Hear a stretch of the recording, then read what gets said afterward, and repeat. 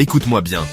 La chose que tu fuis depuis des mois, cette peur qui te paralyse, c'est elle qui détient la clé de tout ce que tu veux dans la vie.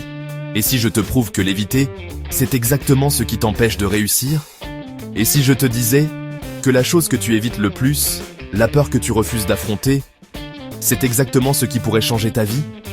La douleur que tu fuis est la clé que tu cherches.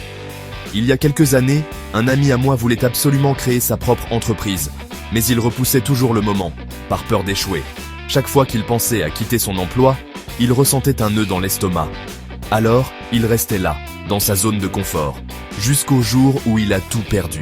Licenciement brutal. Aucun plan B. C'était douloureux. C'était humiliant. Mais c'est dans cette douleur qu'il a trouvé sa vraie force. Parce qu'il n'avait plus le choix. Il a enfin lancé son entreprise. Et aujourd'hui, il ne regrette qu'une chose. Ne pas avoir affronté cette peur plus tôt. La douleur n'est pas ton ennemi. Elle est un signal. Elle te montre exactement où tu dois travailler. Si parler en public te fait peur, c'est là que tu dois aller. Si tu évites les conversations difficiles, c'est là que tu dois apprendre à parler.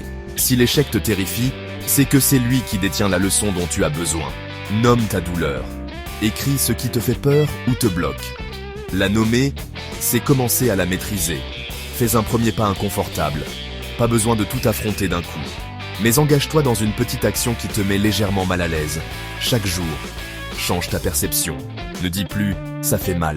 Dis « ça me construit ».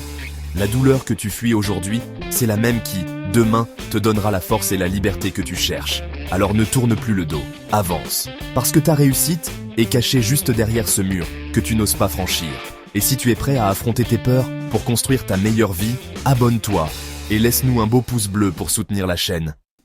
Ici, on apprend à transformer la douleur en victoire.